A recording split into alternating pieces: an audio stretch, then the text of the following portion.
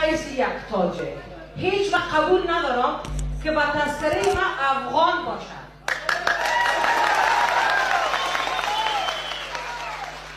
من افغان نیستم، من تاجک نیستم که به هزاران خون دل میکشم تا هموطنم آرام باشد. افغان کسی است که انتحار میکنه، روزها پدران و مادران را به خون میکشاند. من قبول ندارم افغان بودن. من تاجک هستم، من حیث یک تاجک هستم، من حیث یک تاجک باید در تذکره من، هویت من، عزت من است، باید تاجک ثبت باشد. و میخوایم یک تعداد تاجیکا فراموش کردن که در خراسان در او طرف دریای آمو 25 میلیون تاجیک دارن و ما را افغان میگن. ما افغان نیستیم، ما تاجیک هستیم. ما را افغان نگوین برادرای تاجیک، ما را افغان نگین، ما را بیگانه نگین. ما برادرای شما هستیم، ما یک خانواده هستیم. ما میخوایم از نسل عمر خیام باشم، ما میخوایم از نسل مولانای بزرگ باشم، مولانایی که بدون اسلحه بدون جنگ تمام دنیا را فتح کرد. مولانایی که اگر مثنویشه، اگر کتابشه شما بخوانین شما انسان میشین. من افتخار میکنم که من از نسل کوروش بزرگ هستم.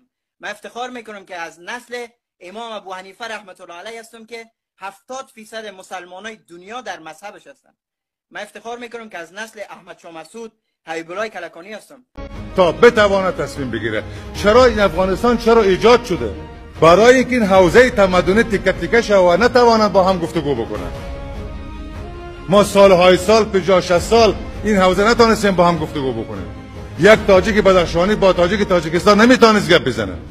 یک فارسی زبان افغانستانی با یک فارسی زبان ایرانی نمیتوانست گپ بزنه.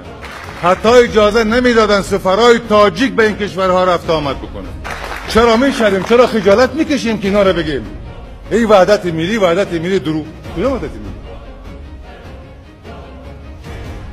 اینا رو مطرح بکنید. نترسید. این ملت بسیار درخشانه در تاریخ هست. این قومی که سراسر دنیا ما با مولای افتخار میکنه. در سالهای پسی پرتیراژترین کتاب کتاب مولانای بلخی بوده.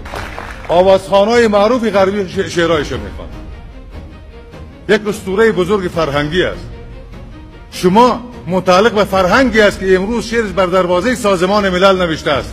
نه شعر انگلیسی با ادبیاتش، نه شعر عرب با ادبیاتش، نه زبان درخشان فرانسوی به لحاظ ادبی زبان غنی و زبان ادبی اروپا هست، ولی شعر سعدی اونجا نوشته است بنی آدم اعضای یکدیگر.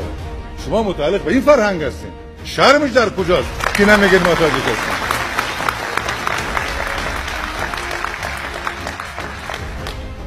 بسیار سالها این آدما که میگن آدمای سیونیسکو نام سال به نام اینا میگذارن.